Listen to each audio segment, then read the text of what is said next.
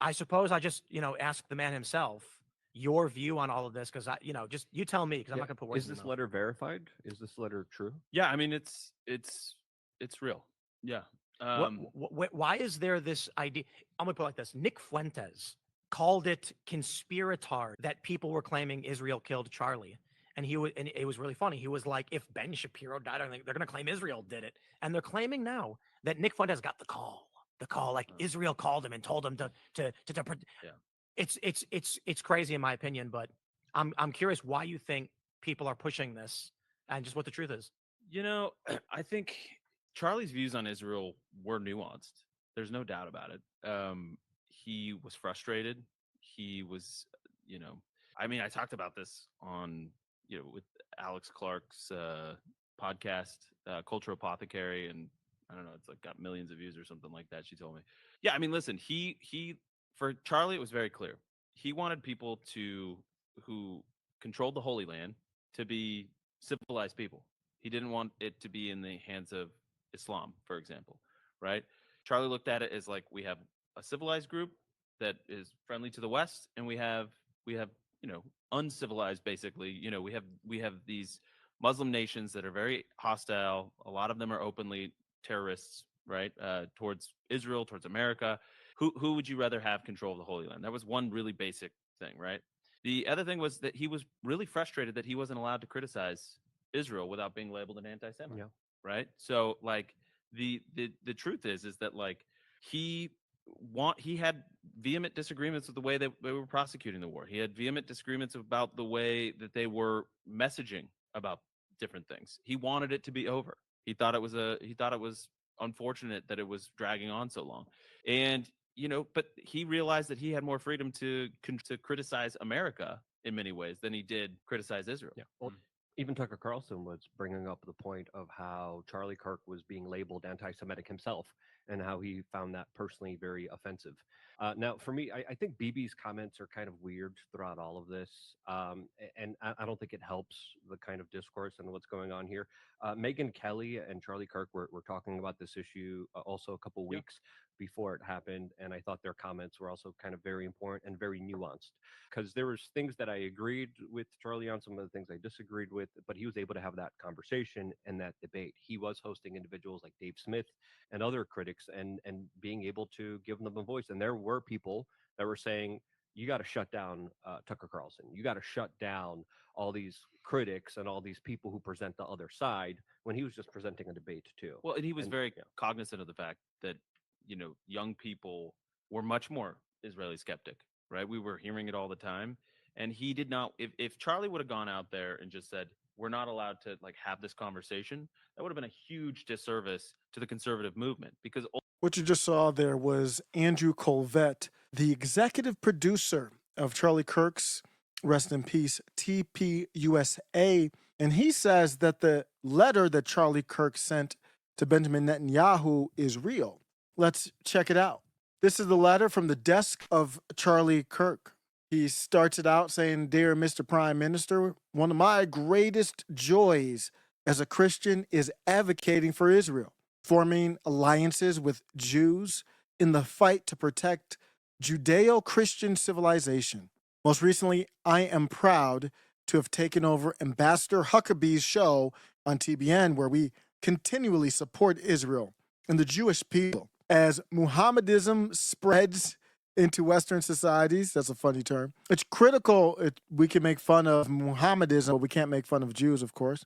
It's critical that Jews and Christians stay united in the effort to contain and roll back radical Islam and Sharia law.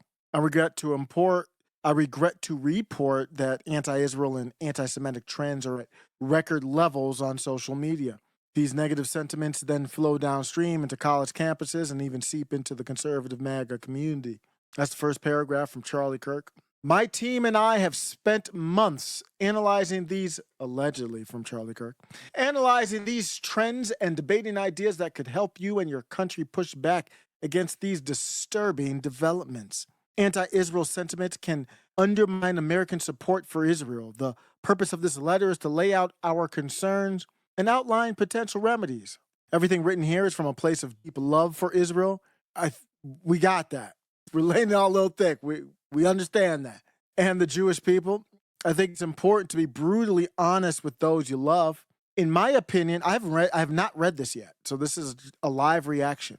In my opinion, this is Charlie Kirk's opinion, Israel is losing the information war and needs a communications intervention. I started to compose this letter to you on Easter. I should have focused on my family, but I was getting bombarded with messages about the Israeli army making it difficult for Christians to access church in Jerusalem on Easter. At the time, I did not see any official statements pushing back on this narrative. It was frustrating because pro-Israel surrogates like me should not be in charge of fact-checking every piece of anti-Israel misinformation that pours into social media. It wasn't just Easter. On my recent campus tours, half the questions I get are about Israel, and they're all negative. I'll stop there to take a break from Charlie Kirk's letter. We are going to go through the whole letter. I have made a proclamation. It's been announced to maybe just me, nobody else. Now it's all announced to you as well that I am going to be doing more digging and learning about Israel. And no, that doesn't mean I'm going to the wall. To have the privilege.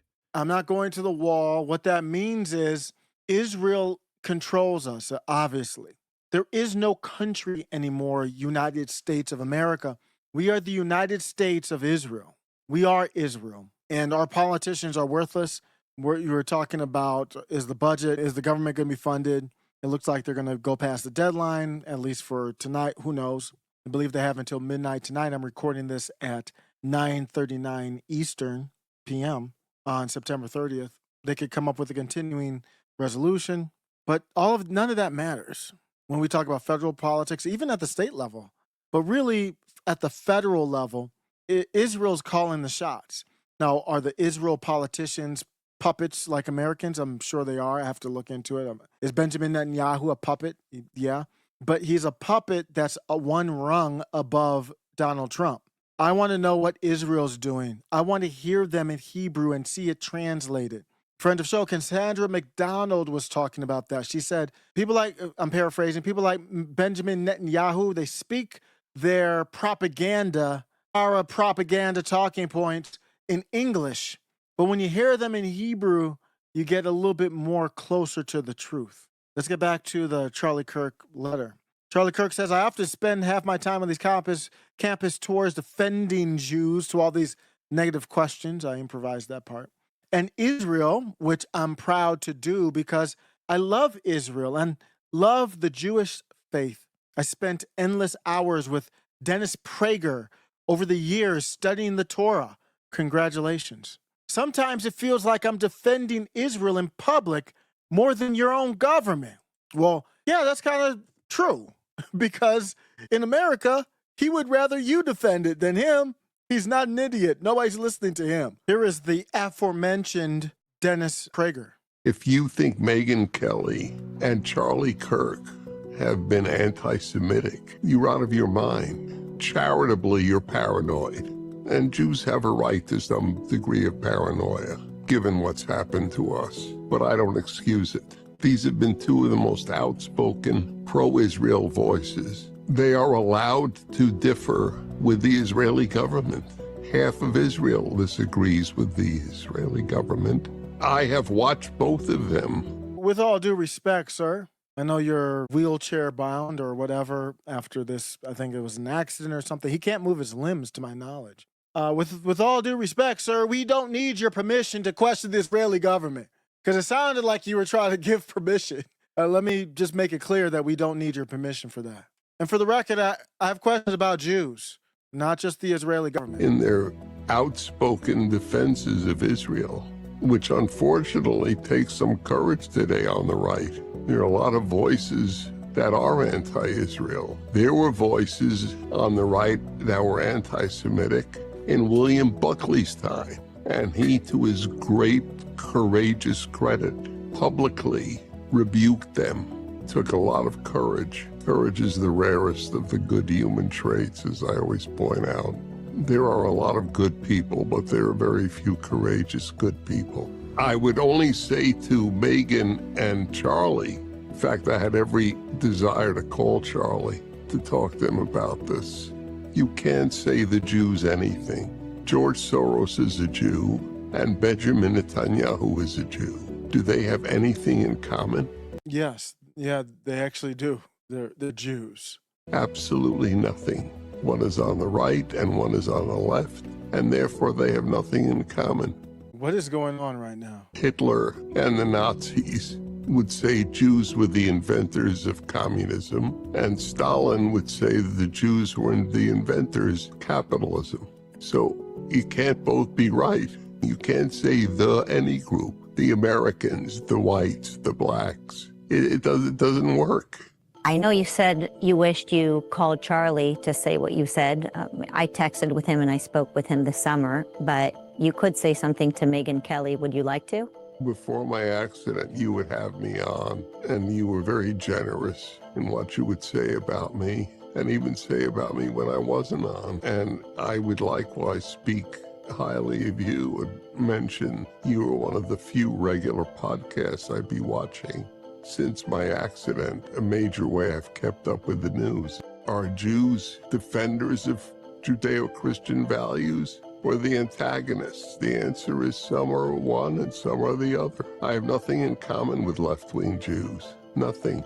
And they have nothing in common with me. So please, for the sake of Western civilization, for the sake of America, for the sake of truth, don't take these comments from these Jewish fools, whoever they are, as indicative of the Jewish people. They're not. Yeah, that's real comforting.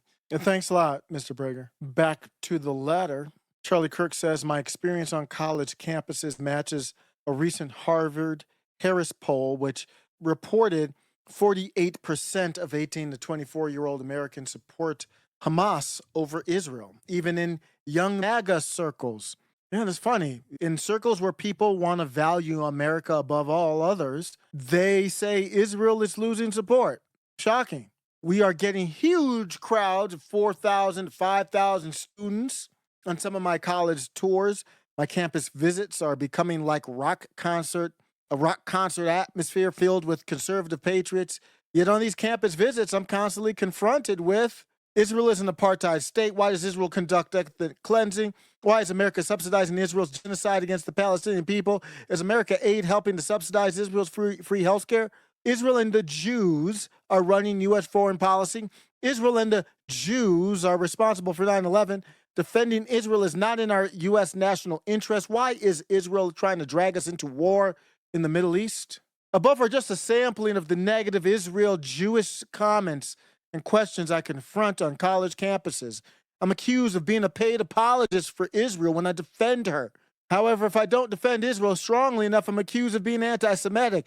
I know you've got a seven-front war, and my kvetching pales in comparison, a little Jewish trope for humor. But I'm trying to convey to you that Israel is losing support even in conservative circles. This should be a 5-alarm fire. I'm often asked, why is Israel killing so many innocent civilians in Gaza?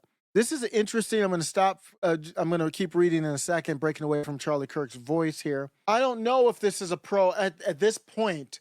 I don't know if this is truly a pro-Israel letter or not at this point.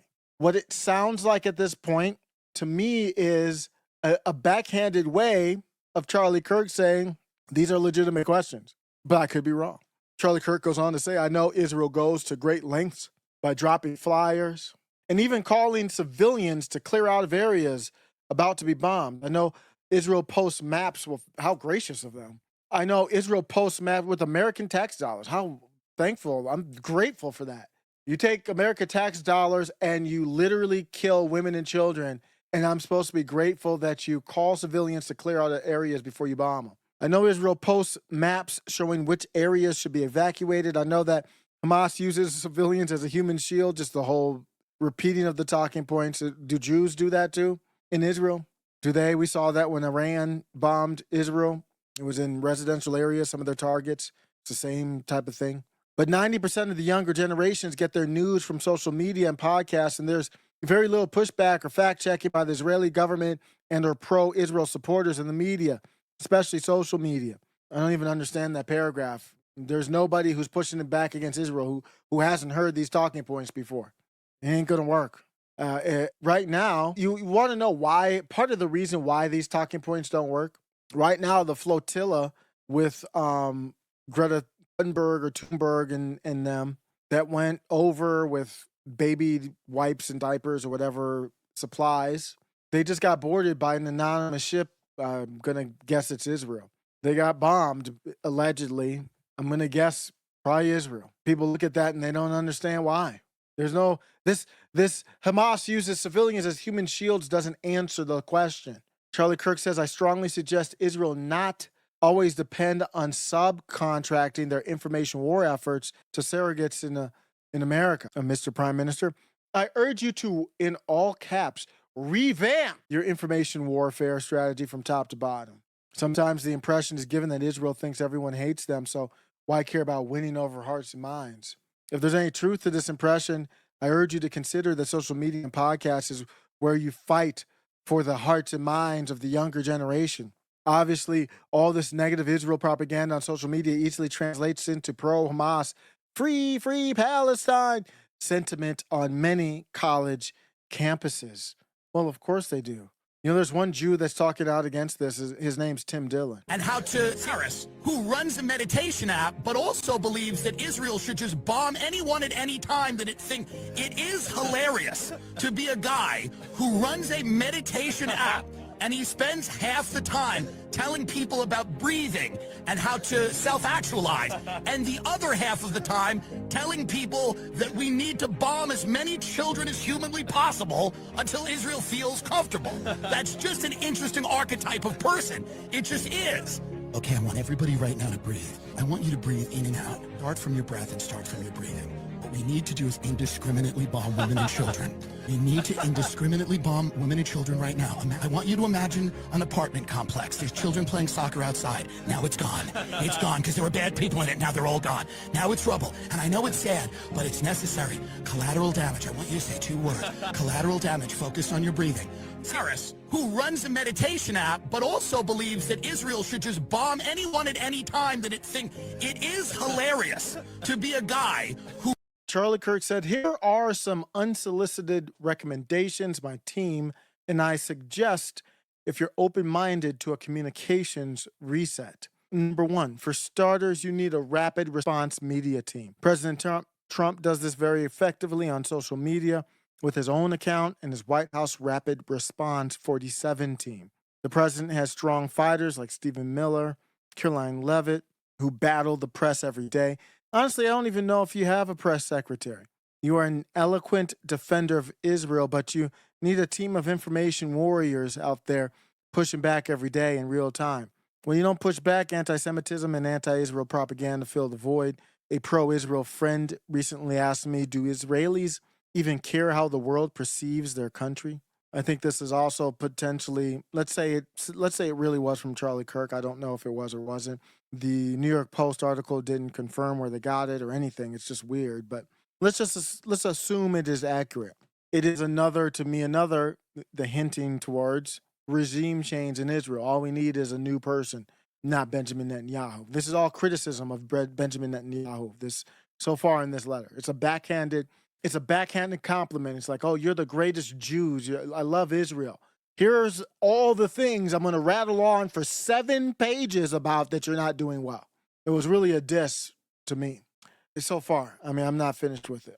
Number 2, I strongly recommend putting together a team of pro-Israel experts who can fact-check misinformation in real time from Israel. Israel needs to take the lead in this effort. No more dependence on subcontractors. Israel never asks for American troops because Israel does its own fighting. What? That's wild. That doesn't even sound like Charlie Kirk. I suggest the same approach for the information war. You lead and people like me will follow. How do all the vets who have gone to the Middle East on behalf of this country feel about that statement? Let's bring it back. Israel never asks for American troops because Israel does its own fighting. To hell they do. Charlie Kirk suggests the same approach in the informational war. You lead and people like me will follow and provide supplemental support. If you're open to revamping your communication strategy, my team and I are happy to assist. Number 3, you need something perhaps like an Israel Truth Network, ITN. Yeah, I'm sure there's a high demand for that. Can include social media channels and a one-stop source of information website where, for example, all the negative Israel questions I get can be thoroughly debunked. How are you going to debunk them? Charlie Kirk knew. There's no way Charlie Kirk didn't know that those questions aren't debunkable. Why would he be asking for Israel to debunk the questions if they were debunkable? I would love to refer students to such a website. The website could also be a conduit to groups like Lal and Jewish educators like Dennis Prager. There can be links to books, podcasts, media personalities, and pro-Israel thought leaders. The website can be a place where Judeo-Christian, that means you're not Christian, leaders and groups can share information and form close alliances in the fight against Islamic fundamentalism. ITN social media can post pro-Israel, pro-Judeo-Christian video clips, breaking news and articles. It can be such an entertaining website. ITN could potentially be a news aggregation site for all news pertaining to Israel and Judeo-Christian efforts to preserve Western civilization. How is the most gay country out there, Israel, going to preserve Western civilization? Explain that to me. The most pro-gay, one of the most pro-gay countries out there. Number 4, have you considered inviting some of the released hostages to go on a speaking tour in the U.S.? This could be a very effective messaging. These hostages can talk about how Gazan civilians not once offered any empathy or compassion. President Trump referenced this lack of humanity when some released hostages visited the Oval Office. This was effective messaging when impactful messaging clicks. Keep it going. Also, these hostages and all your spokespersons should be arguing it's Hamas that's committing genocide on their own civilians. The second time we're getting this cliche talking point. Using civilians as human shields and storing weapons in schools, hospitals, etc. That information drips out in the regular media, but is almost non-existent on social media. Let me give you kind of an example of the problem that these people are having. These people are having a lot of problems right now, and I can tell you why. Because the energy in the anti-Israel side of things hits just a little bit differently.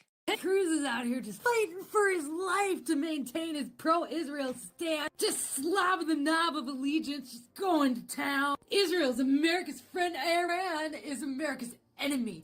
Only people being paid by Qatar or their bots below seem to have trouble telling the difference. I am below in this comment thread. I am a red-blooded, full-blooded, total American who drives a 2018 Ford Explorer with 1,000 hail dents in it on 4 bald tires. I am not getting car money. We post this shit for free. Going after Tucker Carlson because Tucker Carlson is adamant we need a regime change in Israel because Israel owns the United States, you fucking freak. You fucking freak. We all see you. We all saw the interview you did with Tucker where you're like, well, God tells us we have to praise the Israelis, otherwise we're going to go to hell, or whatever the fuck. You misquoted the whole thing. I looked it up because I have a Bible now. Then he's going after Marjorie Taylor Greene, calling her crazy, which is such a stereotypical response of a fucking dipshit dude. He's crazy. You're crazy. You don't have to worry about her. You don't have to worry about her. She's crazy. Bitch, we're all crazy. We're crazy tired. We're crazy tired of paying your motherfucking salary to have you do absolutely nothing but come out here and go on podcasts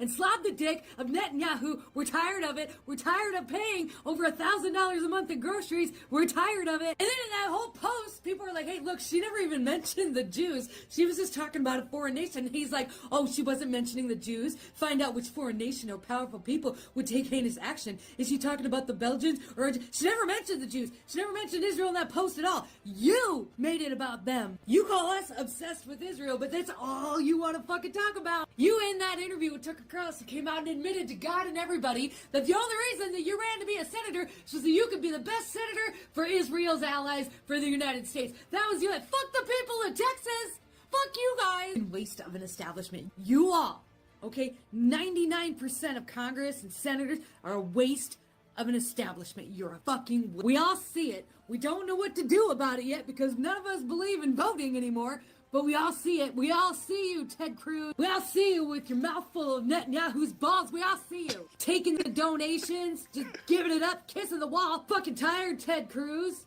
We're tired. We pay your salary, and for what? For what?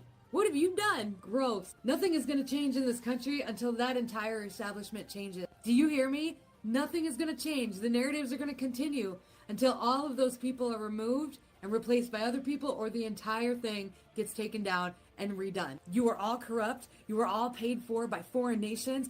All you do is money laundering and insider trading, and then you blame each other on the internet, and you don't actually do anything. Anna Paulina Luna came out, and she's like, we have finally concluded that there was a second shooter on the grassy knoll. She did this last week. She did this a week after Charlie Kirk. Ma'am, you got a conspiracy theory going on right here in front of you. Where is the sense of urgency? Where is the congressional committee to research and figure out what happened to Charlie Kirk? Where is the congressional committee to research and find out what happened to the kid that shot Donald Trump? Because we all know that didn't happen either. Y'all are such a fucking waste of space. It's so gross, and I hate all of you. I hate all of you. I hate Jasmine Crockett. Okay, I hate all of you. I think you're gross, and I think you manipulate the American people, and you divide everybody on purpose, and then you sit back in your fat fucking $1,000 suits and laugh at everybody while they do it, while you're eating your steak, and we can barely afford to eat canned beans. I hate you.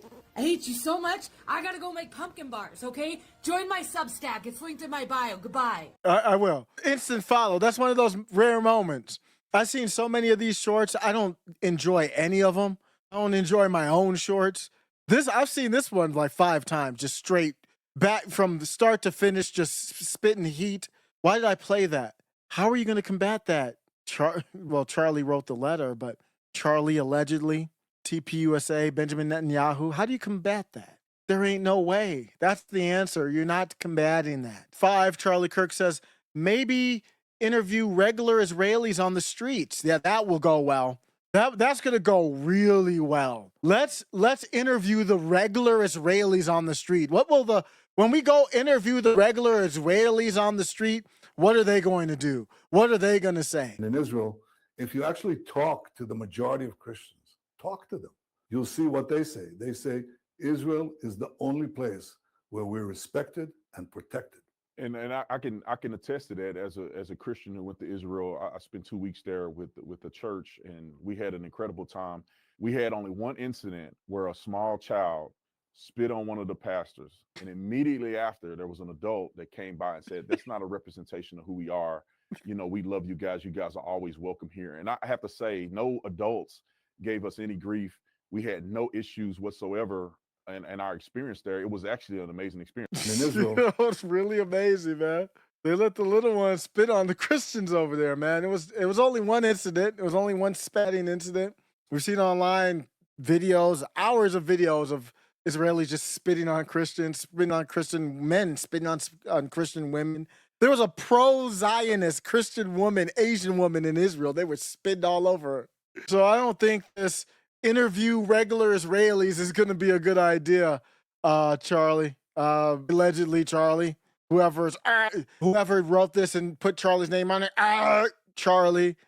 Interview Jews, Israeli Arabs, Jews, Orthodox, secular, etc. Ask Israelis what they wish the world knew about Israel. To respond to examples of misinformation. So Charlie Kirk and them is using misinformation like this now, just like the establishment Biden. Misinformation on social media. This could be an entire social media PR campaign called "Dude, You Got Us Wrong." Interview Israelis from all walks of life. It doesn't even sound like Charlie Kirk. It sounds goofy as hell. Let Israelis explain in their own words how Israel is a pluralistic society, a free country with elected leaders, unlike all of the surrounding authoritarian Arab nations. Why not show how your hospitals take care of wounded terrorists? Why not show clips of Israel dropping flyers from airplanes warning Gazan civilians to get out of harm's way? Would have been nice to see an Israeli plane with the Star of David arrive in the U.S. full of supplies after a hurricane. Has that ever happened? Is he just saying that would be nice? This is a weird letter. That it would have been nice to see an Israeli plane with the Star of David arrive in the U.S. full of supplies after a hurricane. But why would they do that if they believe in 2 races, Jews and Goy? Why would they go save the Goyim? Maybe as a PR campaign, but that's an interesting line here because it's criticism. Has Israel offered any assistance to the U.S. insofar as technology to protect our border or with the missile defense shield President Trump has discussed? These are examples of effective messaging, none of that which Israel's done. These are examples of effective messaging showing Israel as a close ally of America. Consumers of social media are aware of the billions in supplies we send to Israel, but they're less aware of what America gets in return. You and your team need to make the argument on social media that Israel is a great friend of America and is vital to U.S. national security. Israel needs to better portray itself as a member of Team Humanity. Israel needs to establish a baseline of her identity. To run an effective messaging campaign, you need a clearly defined message. This message should be homegrown from Israel. In other words, create original content from Israel. Videos and visuals feed social media. Keep these edited clips short, under 1 minute, and post the best ones on the Israel Truth Network, this fake thing he just created. Don't rely on non-Israeli social media influencers to create all the clips. Create them yourselves. And influencers, surrogates like me, can promote this original, all caps, work and refer people to your social media and websites. Be proactive. Take the lead. Bottom line is Israel needs to learn to fish. For example, create your own content and be more self-reliant when it comes to your communication strategy. Number 6, Iran. Israel could do a better job explaining the Iranian threat. Among the many conservatives who support Israel, there is concern that America could become entangled in a quagmire in Iran. My generation grew up with disasters in Afghanistan and Iraq. Who were those for, Charlie? We were promised they were... Charlie knows who they're for. He's trying to criticize Netanyahu. We were promised there were WMDs in Iraq, which proved to be a lie. Our generation was also lied to by the governments of Israel and the U.S. that the COVID vaccines were safe and effective. Israel intelligence missed the boat on October 7th, but we're asked to trust Israeli intelligence 100% that Iran is on the cusp of obtaining nuclear weapons. Much of this letter sounds like a diss record to Israel. Young conservatives are very skeptical of government proclamations. We don't fully trust intelligence assessments. Right now, it seems like Israel is primarily relying on Americans to make the case for attacking Iranian nuclear sites. These arguments get a lot of blowback in MAGA circles. Other than you, Mr. Prime Minister, I see very few Israelis making their case in the media, social media, or podcasts. Many agree with you, myself included, that Iran should not get nuclear weapons. At the same time, I share the concern that America will get sucked into another endless war costing thousands of American lives. Where are the Israelis who are arguing their case to win over the public opinion? Israel should be making its case 24/7 on social media, including long-form English-speaking podcasts and social media channels and websites such as Rapid Response Team and ITN. Number 7, a paradigm shift is needed in how Israel presents itself to the world, especially on social media. Perhaps the best way to convey my thoughts here is to think of Israel as a political candidate, in this case, a younger woman who grew up on social media. Who is this candidate and what does she stand for? Right now, there's essentially a massive negative ad campaign spreading on social media. These negative ads are defining this candidate. Political campaigns face this challenge all the time. Many of the PR challenges Israel faces should be looked at through the prism of a political campaign. Like any campaign, the first task is to define the candidate. Right now, there's not a one-stop shopping resource where younger people can learn about this candidate. Well, actually, there is. We're learning a lot about this candidate. The ugliness about this candidate, the monster in this candidate. Every candidate has a website and social media. Charlie Kirk goes on to say it would be political malpractice to admit these tools. Sorry for the brutal honesty, but Israel's approach to social media is PR malpractice. Your candidate should list all the toughest questions she gets on the campaign trail with detailed expert responses, footnotes, and her ITN website and use of social media to explain her platform on a daily basis. Referring to Israel as a female is just disgusting. These responses become part of Ms. Israel's platform where her positions and values are explained. Why are we doing this? Like any political, I don't know why we're referring to Israel as like Ms. Israel. This is just beyond cringe. Any political campaign, you need surrogates. That word was used a lot in this. Who can accurately promote this candidate's platform and identity. Right now, Israel's identity is being fabricated by those who hate her by a barrage of misinformation in the media, especially social media. Fake news becomes real news if there's not effective pushback. When a candidate is hit with negative ad campaigns, effective responses for the candidate to personally respond to these attack ads. A candidate doesn't just rely on surrogates to get the truth out. You notice Benjamin Netanyahu has been talking a little bit more. It's not effective, but he's been talking. He's denied being involved in Charlie Kirk's assassination. I don't know, I've lost times, 2, 3 times now. I said he should just do super chats and take questions. Somebody had a great post. They did something like they were doing a parody of Nick Fuentes' Open. And they were like, this is Benjamin Netanyahu. This is America First. We got a great show for you tonight. Slow news day. One of Israel's biggest, most fundamental problems is typically your pushback is in third-person voice. I do the third-person voice all the time as I attempt to defend the candidate, Israel, but I don't live in Israel, so I'm more like an attorney defending the client. Israel, the client, also needs to defend itself. I wish I had a first-person source of information I could reference where students and Israel skeptics could learn more about this client called Israel. You need a one-stop shopping resource where Israel's platform and beliefs can be spelled out. You need more Israeli surrogates speaking out on behalf of the candidate. At the moment, you have some wonderful non-Israeli surrogates speaking on behalf of the candidate that has not been defined herself, especially when it comes to social media. I know it's common to think that social media, especially TikTok, is a waste of time. I thought similar a year ago, but TikTok algorithms have changed. I've increased my followers on TikTok from approximately 1 million to 6.6 million in the last year. We get billions, that's with the B, views on TikTok. My campus tour last fall and spring have received approximately 5 billion impressions. Elon Musk is a good friend to Israel, so X offers a great opportunity to make inroads on social media. Israel should not sit back and allow its enemies to define her. A recent Pew Research poll showed 53% of Americans now have an unfavorable view of Israel, up from 42% 3 years ago. U.S. support for Israel is precarious right now.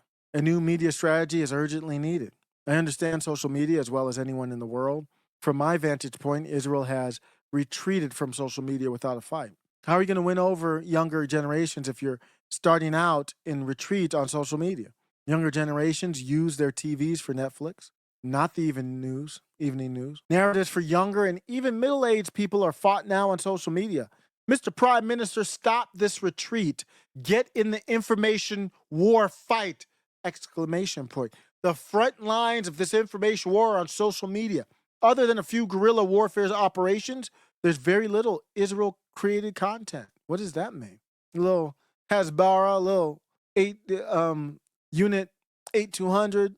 I saw that Israel has increased its Hasbara budget by 20 times, which is great news. There's also hundreds of millions of dollars raised by private pro-Israel groups. Some of this money should be directed into creating pro-Israel original, all caps, homegrown content. We've already covered this. Why are we covering it again? Next, promote this content on Israel-operated social media channels and websites. Use some of these funds to start the Israel Truth Network, ITN. When you use, and I've used a lot of AI, you can see it in some of my scripts, it repeats often. I don't know if this was written with AI, but it has that feel to it. To sum up, you should perhaps consider reshaping your Hasbara department into more of a political campaign headquarters with campaign narrative experts. Hasbara could be the mothership hosting ITN, where the messaging campaign can be created and then distributed to all pro-Israel groups and thought leaders. Majority of staff in these efforts should be in their 20s and 30s. The older generation alone is not going to win the informational war on social media. You need to fill the ranks with young people who grew up with cell phones and social media, not pay phones and TV news. Once the candidate's defined with a platform backfilled with extensive details, then allow the political operatives to take that platform out into social media with an out-of-the-box approach like some of the earlier suggestions. I've seen your IDF spokesman defend Israel standing at a dimly lit podium. Looks like a scene out of the 1970s, like some old Walter Cronkite clips of the TV news. You need to tear down your old ways of communicating and start over from scratch. Create a communications and social media platform that is wired to fight back with the same fierceness and determination as the IDF. Israel has many Americans and some well-known foreigners who defend Israel, which is great. But these are third-person voices. Mr. Prime Minister, you are an eloquent defender of Israel. Repeated again. That was repeated from earlier. But you don't post very often in social media. Many of your clips are in Hebrew only. Why don't you do more press conferences in Israel in English? take on some of the tough questions I get bombarded with on college campuses. We're all the Israeli surrogates. I can't remember last time I saw an Israeli spokesperson on one of the evening Fox shows other than yourself. All caps. Israel needs more first-person voices to defend her. We're repeating again. How can Israel defend and define itself if you don't even have a spokesperson out there fighting back every day? Do you have a press secretary like Caroline Levitt or defenders like Stephen Miller? If not, I encourage you to go find them! Exclamation point.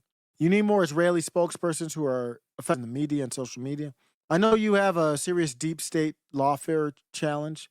Wow. He called out, I know you're on your last rung. If you don't know, Benjamin Netanyahu has a lot of legal problems. He's not going to be there long at this point. My team and I have been fighting the deep state every single day for many years. Maybe a revamped information war strategy can help with your internal fights as well. Israel has enormous capabilities such as how you orchestrated your beeper bomb operation. Subversive. Perhaps Israel can use some of that same ingenuity to more effectively fight the information war in the media, especially on social media. Israel is the Silicon Valley of the Middle East. Israel has an abundance of brain power and technological expertise. The question is whether Israel has the willpower to step up its game in this information war. From my vantage point, the status quo is not working. Israel is getting crushed on social media, and you are losing younger generations of Americans, even among MAGA conservatives. In my opinion, you are losing the information war, which will eventually translate into less political and military support from America. The Holy Land is so important to my life, and it pains me to see support for Israel slip away.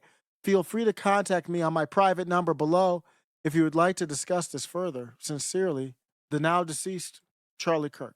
Ted Cruz is out here just fighting for his life to maintain his pro-Israel stand, just slobbing the knob of allegiance, just going to town. Israel's America's friend. Iran is America's enemy. Only people being paid by Qatar or their bots below seem to have trouble telling Bitch, we do this for free. I am below in this comment thread. I am a red-blooded, full-blooded, total American who drives a 2018 Ford Explorer with 1,000 hail dents in it on 4 bald tires. I am not getting car money. We post this shit for free. Going after Tucker Carlson because Tucker Carlson is adamant we need a regime change in Israel because Israel owns the United States, you fucking freak. You fucking freak. We all see you. We all saw the interview you did with Tucker where you're like, well, God tells us we have to praise the Israelis, otherwise we're going to go to hell, or whatever the fuck you misquoted the whole thing. I looked it up because I have a Bible now. Then he's going after Marjorie Taylor Greene, calling her crazy, which is such a stereotypical response of a fucking dipshit dude. He's crazy. You're crazy. You don't have to worry about her. You don't have to worry about her. She's crazy. Bitch, we're all crazy. We're crazy tired. We're crazy tired of paying your motherfucking salary to have you do absolutely nothing. This is that salty cracker energy. How I used to listen to Salty Cracker a lot. This is that salty cracker energy, but this time it's directionally where I'm at right now. But come out here and go on podcasts and slob the dick of Netanyahu. We're tired of it. We're tired of paying over $1,000 a month in groceries. We're tired of it. And then in that whole post, people are like, hey, look, she never even mentioned the Jews. She was just talking about a foreign nation. And he's like, oh, she wasn't mentioning the Jews. Find out which foreign nation or powerful people would take heinous action. Is she talking about the Belgians? Or she never mentioned the Jews. She never mentioned Israel in that post at all. You made it about them. You call us obsessed with Israel, but that's all you want to fucking talk about. You in that interview with Tucker Carlson came out and admitted to God and everybody that the only reason that you ran to be a senator was so that you could be the best senator for Israel's allies for the United States. That was you. Fuck the people of Texas. Fuck you guys. Waste of an establishment. You all, okay? 99% of Congress and senators are a waste of an establishment. You're a fucking... We all see it. We don't know what to do about it yet because none of us believe in voting anymore, but we all see it. We all see you, Ted Cruz. We all see you with your mouth full of Netanyahu's balls. We all see you. Taking the donations, just giving it up, kissing the wall. Fucking tired, Ted Cruz. We're tired. We pay your salary, and for what? For what? What have you done? Gross. Nothing is going to change in this country until that entire establishment changes. Do you hear me? Nothing is going to change. The narratives are going to continue until all of those people are removed and replaced by other people, or the entire thing gets taken down and redone. You are all corrupt. You are all paid for by foreign nations. All you do is money laundering and insider trading, and then you blame each other on the internet, and you don't actually do anything. Anna Paulina Luna came out, and she's like, we have finally concluded that there was a second shooter on the grassy knoll. She did this last week. She did this a week after Charlie Kirk. Ma'am, you got a conspiracy theory going on right here in front of you. Where is the sense of urgency? Where is the congressional committee to research and figure out what happened to Charlie Kirk? Where is the congressional committee to research and find out what happened to the kid that shot Donald Trump? Because we all know that didn't happen either. Y'all are such a fucking waste of space. It's so gross, and I hate all of you. I hate all of you. I hate Jasmine Crockett. Okay, I hate all of you. I think you're gross, and I think you manipulate the American people, and you divide everybody on purpose, and then you sit back in your fat fucking $1,000 suits and laugh at everybody while they do it, while you're eating your steak, and we can barely afford to eat canned beans. I hate you. I hate you so much. I gotta go make pumpkin bars, okay? Join my Substack. It's in my bio. Goodbye. Marty, bitch, we do this for free. I got some pumpkin bars to make. I'm out. This is Index Red. No more games, no more masks, just the signal.